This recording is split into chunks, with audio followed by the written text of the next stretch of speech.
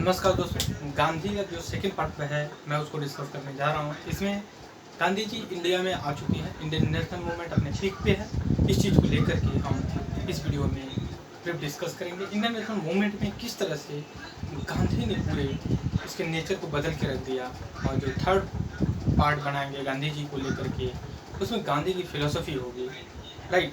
तो आइए हम देखते हैं क्या अभी गांधी जी के बारे में। जैसा कि हमने कहा कि गांधी जी 1915 में इंडिया में एंट्री ले चुके थे, और उससे एक साल पहले वर्ल्ड वार फर्स्ट स्टार्ट हो गया था और ये चला था 1918 तक।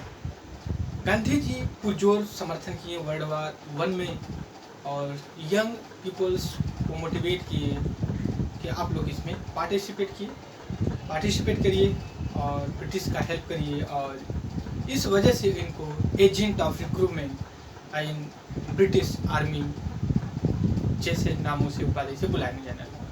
कुछ तबका इसके लिए नाखुश था, और कुछ जो लिबरल थे कहीं ना कहीं से सहमत थे। लेकिन जब वर्ल्ड वार ख़त्म होता है तो जो गांधी जी की एक्सपेक्टेशन होती है, या फिर वर्ल्ड वार के बीच में ही गांधी की जो एक्सपेक्टेशन होती है वो फुलफिल नहीं हो पाती है, और गांधी जी को निराशा हाथ लगता है कि हमने गलत किया ब्रिटिश का समर्थन करके। वर्ल्ड गांधी जी का ये मानना था कि जब ब्रिटिश जीतेगी तो कहीं ना कहीं इंडियन कॉलोनी या जो कॉलोनियल कंट्री हैं उनके लिए जस्टिस करेगी ब्रिटिश। बट ऐसा कुछ हुआ नहीं, और ऊपर से ये हुआ कि इकोनॉमिक बर्डन इतना ज़्यादा हो गया कि महंगाई देश में बहुत ज़्यादा हो गई। नीचे के तबके के लिए एक दिन की भी रोटी जुटा पाना बड़ा मुश्किल था, और इसका नतीजा हम लोग 10 से 12 साल के बाद देखे, जब ग्रेट रिसेशन या फिर ग्रेट इकोनॉमिक क्राइसिस 1929 में देखने को मिली। हालांकि इस क्राइसिस में पूरा वर्ल्ड चपेट में आ गया था, लेकिन रसिया एक ऐसा कंट्री था जो एक अपना अलग मुकाम बनाया और पूरे विश्व की जो लीडर्स थे उनको अट्रैक्ट किया। इनफैक्ट इंटरनेशनल मूवमेंट के जो लीडर्स थे वो भी अट्रैक्ट हुए, और उस रिवॉल्यूशन का नाम था सोशलिस्ट रिवॉल्यूशन। आते हैं हम गांधी जी के बारे में बात करते हैं। 15 में आते हैं, 16 में और 15 में पूरा भारत भ्रमण करते हैं, पैदल करते हैं। जैसे इस समय भारत जोड़ो आंदोलन चल रहा है कांग्रेस का, वैसा ही कुछ गांधी इंडिविजुअल ट्रैवल करते थे, गांव-गांव जाते थे, उनकी समस्या सुनते थे, और उस समस्या के निवारण का लोग आते भी थे, कहते थे उनकी समस्या। उस समस्या में ये बड़ी इंटरेस्टिंग मैंने कहीं पढ़ा था, वो बात थी कि एक महिला आई, उसने कहा गांधी जी से कि बाबा जो है कि हमारा बेटा बहुत गुड़ खाता है, कोई उपाय बताए। तो गांधी ने कहा कि 1 हफ्ते के बाद आइए, कुछ न कुछ उपाय जरूर निकालेंगे।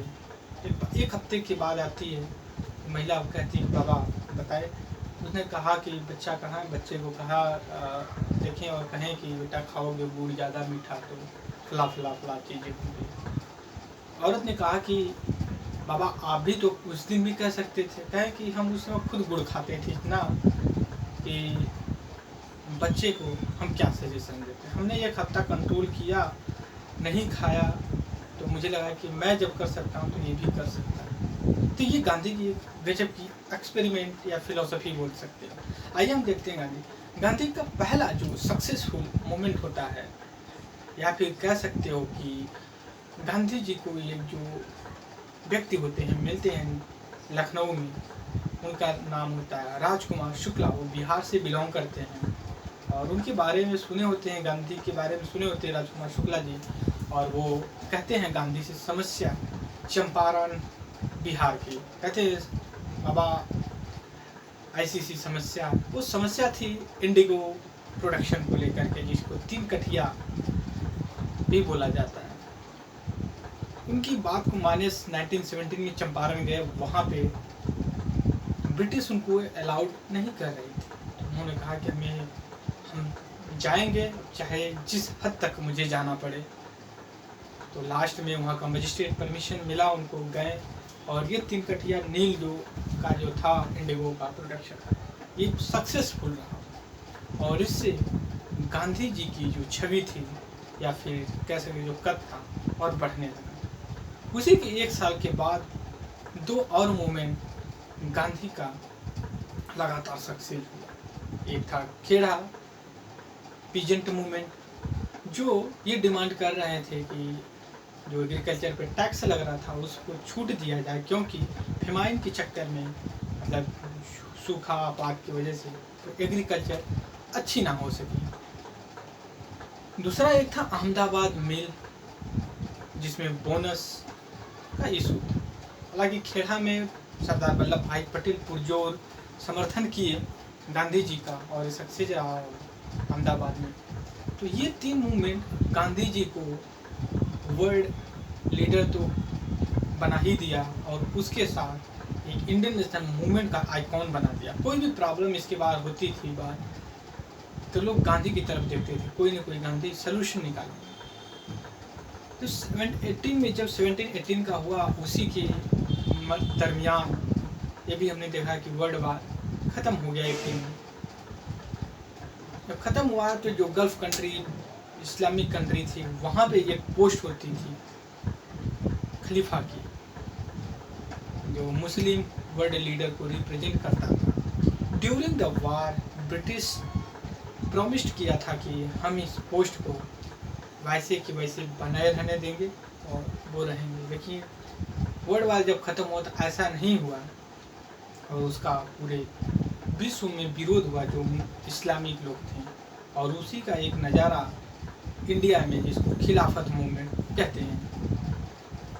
उसी के साथ एक एक्ट ला दिया गया था, रॉलेट एक्ट, जो था ब्लैक कानून कहा जाता था इंडियंस के द्वारा। इसका ये था कि कोई ट्रायल नोटिस नहीं होगी, आपको पकड़ा जाएगा, जेल में डाला जाएगा, कोई सुनवाई नहीं है। सारी चीज़ों को देखते हुए गांधी ने सोचा कि एक मास मूवमेंट होना चाहिए। खिलाफत लीडर से मिले जो मुस्लिम लीग से थे और भी लीडर से। मास मूवमेंट बन ही रहा था और पीसफुल प्रोटेस्ट भी चल रहे थे।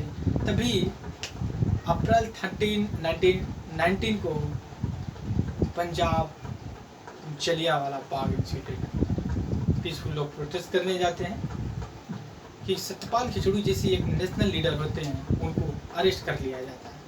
लेकिन वहाँ का जो ऑफिसर था जनरल डायर आर्मी का, वहाँ पे 144 लगा दिया था सेक्शन। 144 का मतलब होता है कि आप 4 से ज़्यादा लोग इकट्ठा नहीं हो। और वहाँ की पब्लिक को पता नहीं था और जनरल डायर या लोगों पे गोलियां अंधाधुंध चला। वो आज तक इतिहास में एक काला दिन था कि जो इंडियंस को देखना पड़ा। और उसी के समय उन्होंने खिलाफत मूवमेंट या फिर कह सकते हैं रॉलेट मूवमेंट ही बोलेंगे, विड्रॉ कर लिया, क्योंकि गांधी नॉन वायलेशन के खिलाफ थे।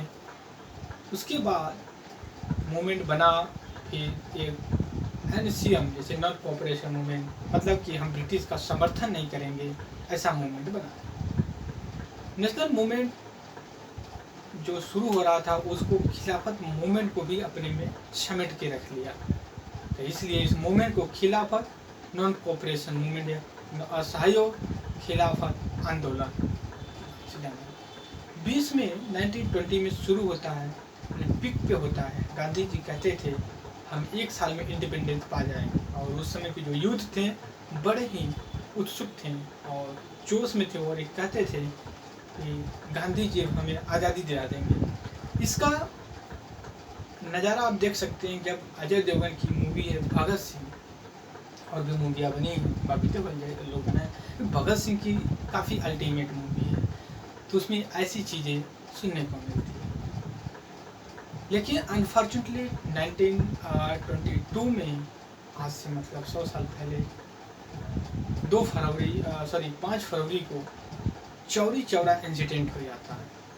चौरी चौरा गोरखपुर जिला, स्टेट उत्तर प्रदेश पड़ता है। चौरी चौरा इंसिडेंट ये होता है वहाँ पे कुछ प्रोटेस्टर जाते हैं और एक पुलिस चौकी पड़ती है उसको जला देते हैं और वहाँ पे पुलिसकर्मी भी मारे जाते हैं। इससे आहत होकर के Gandhi ji Indian national movement वापस ले लेते हैं, जो नॉन कोऑपरेशन मूवमेंट। और बड़े बड़े लीडर जो इंडिया नेशनल मूवमेंट के थे वो गांधी की पुरजोर क्रिटिसिज्म किए।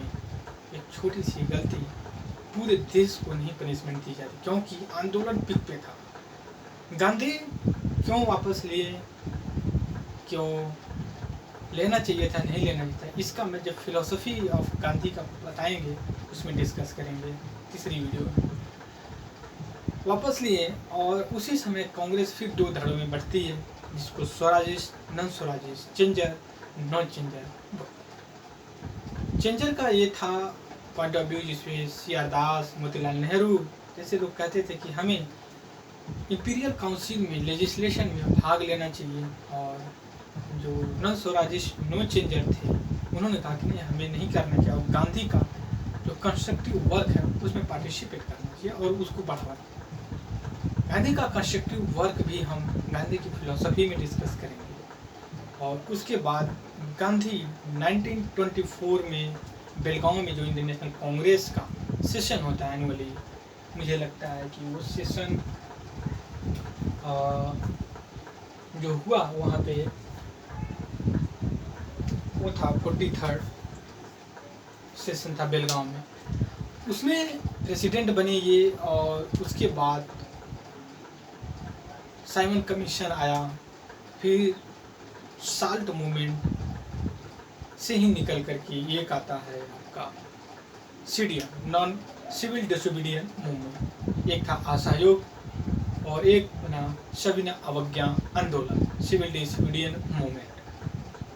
वो शुरू हुआ 1929 से 31 तक चला, बीच में एक बार ब्रेक हुआ, फिर उसको कंटिन्यू किया गया, फिर उसको बंद कर दिया गया 34 तक। इसके बैकग्राउंड जानने के लिए हमें साइमन कमीशन जानते हैं। साइमन कमीशन एक ऐसा कमीशन था जो 10 साल के बाद आना था, और 10 साल आने का मेंशन 1919 का जो गवर्नमेंट ऑफ इंडिया एक्ट था उसमें मेंशन किया गया था कि कॉन्स्टिट्यूशनल डेवलपमेंट जो 10 साल में होगा, मतलब 29 में, उसका रिव्यू करने के लिए एक कमीशन सेटअप किया जाएगा 10 साल के बाद, और फिर उस हिसाब से कॉन्स्टिट्यूशनल डेवलपमेंट को फिर से बढ़ाया घटाया। लेकिन 2 साल पहले ही साइमन कमीशन की इस्टेब्लिशमेंट हो जाता है। रीज़न होता है कि ब्रिटेन में इलेक्शन होने वाला होता है, और इस साइमन कमीशन को वाइट कमीशन भी बोला जाता है। जितने भी मेंबर थे उसमें सभी वाइट थे और कोई इंडियंस नहीं था, इसलिए साइमन कमीशन का इंडियन नेशनल लीडर पुरजोर इंडिया में विरोध किए और स्लोगन दिया, साइमन गो बैक। उसके बाद साइमन कमीशन ने चैलेंज किया इंडियंस को कि आप जब हमसे नहीं खुश है तो एक आप ऐसा कॉन्स्टिट्यूशन का ड्राफ्ट बनाइए जिससे पूरे देश में लागू और हम देखें। तो उसी के आर्गूमेंट में नेहरू रिपोर्ट, मोतीलाल नेहरू रिपोर्ट आती है। फिर बहुत सी चीज़ें होती हैं, लेकिन उसमें मुस्लिम लीग फिर इससे नेहरू रिपोर्ट से खफा हो जाती है। उसके अगेंस्ट में जिन्ना कुछ मुस्लिम लीग की तरफ से आर्गूमेंट रखते हैं, लेकिन कोई सुनवाई नहीं होती है। फिर मुस्लिम लीग और इंडियन नेशनल कांग्रेस के तो अलग अलग रास्ते होते हैं। गांधी 11 डिमांड रखते हैं ब्रिटिश के सामने, कहते हैं अगर आप ये नहीं मानते हैं तो हम सिविल डिसोबीडियंट मूवमेंट शुरू करेंगे साल्ट कानून तोड़ करके। नहीं ब्रिटिश मानती है इनका 11 डिमांड, और 29 में जो है दांडी मार्च साल्ट, सोडियम क्लोराइड का जो होता है खाने वाला नमक, उसको गए 72 किलोमीटर के आसपास, फिर उसको घाट पे बनाए और फिर उस नमक का विरोध किया। और पूरे देश में इसका विरोध हुआ, कहीं साल्ट बना करके, कहीं टैक्स ना दे करके। उसी दरमियान जब सिविल डिसोबीडियंट मूवमेंट शुरू होता है तो ब्रिटिश गवर्नमेंट टहल के रह जाती है कि इतना बड़ा मूवमेंट चल रहा है, कहीं ऐसा ना हो कि हमें अपना एक कॉलोनी छोड़ना पड़ेगा। उसी को देखते हुए ब्रिटिश कि उसमें जो वायसराय थे और लॉर्ड इरविन वो प्रपोजल रखते हैं गांधी के सामने और वो कहते हैं कि हमें चाहते हैं कि आप हमसे कुछ बात करें। बात होती है 31-32 में, उसमें ये भी आर्गूमेंट दिया जाता है कि सेकेंड राउंड टेबल कॉन्फ्रेंस जो 1923 में होगी उसमें इंडियन नेशनल कांग्रेस पार्टिसिपेट करी। कांग्रेस ने पार्टिसिपेट भी किया और उसके बाद आते हैं, उनको निराशा हाथ लगती है राउंड टेबल कॉन्फ्रेंस से।